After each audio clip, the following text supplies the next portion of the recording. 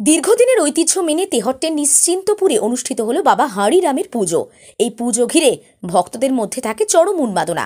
স্থানীয় সূত্রে জানা গেছে, প্রতি বছর মাঘ মাসের প্রথম দিন তেহট্টের নিশ্চিন্তপুরে বেলতলায় অনুষ্ঠিত হয় বাবা হাঁড়িরামের পুজো। পুজো উপলক্ষে বসে মেলাও। এলাকাবাসীদের মতে এই পুজো খুব জাগ্রত, আর যে কারণে বহু দূর দূরান্তের ভক্তরা এই পুজোতে অংশগ্রহণ করে প্রসাদ গ্রহণ করেন। মঙ্গলবার সেই দৃশ্যই দেখা গেল নিশ্চিন্তপুরে। অগণিত ভক্তের আগমনে তিল ধারণের জায়গা ছিল না আশ্রমে। ভক্তরা জানিয়েছেন, দেশভাগের আগে অবিভক্ত বাংলার মেহেরপুরে বাবা হাঁড়িরামের আশ্রমে পুজো হতো। স্থানীয়দের পাশাপাশি এ রাজ্যের বিভিন্ন এলাকায় ছিল একাধিক ভক্ত। তেহট্টের নিশ্চিন্তপুরেও বাবা হাঁড়িরামের আশ্রমের আদলে একটি আশ্রম তৈরি করেন শিষ্যরা, যেটি কিনা 150 বছরেরও বেশি আগে করা হয়েছিল। এই পয়লা মাঘে সাধারণ ভক্তদের আনাগোনা ছিল মেহেরপুর আশ্রমে, কিন্তু দেশভাগের পর এখানকার ভক্তরা আর বাংলাদেশের ওই আশ্রমে যেতে পারেননি। সে কারণে নিশ্চিন্তপুরের আশ্রমে সে সময় থেকে পুজো শুরু হয়। ভক্তরা জানিয়েছেন, এই জেলার বিভিন্ন গ্রামের পাশাপাশি বাঁকুড়া, পুরুলিয়া জেলার ভক্তরাও আসেন এখানে। আরও জানা গেছে, এই হাঁড়িরাম বাবার আশ্রমকে কেন্দ্র করে একাধিক অলৌকিক ঘটনা আছে। এই আশ্রমে এসে মানত করলে পূর্ণ হয় মনস্কামনা। এই কারণে প্রচুর ভক্ত সমাগম হয়। এই পুজোয় কোনো পুরোহিত থাকে না। ভক্তরা যা অর্থ সামগ্রী দান করেন তা দিয়েই চলে পুজো। নদিয়া তেহট্ট থেকে সমীরণ বিশ্বাসের রিপোর্ট, স্টিং নিউজ।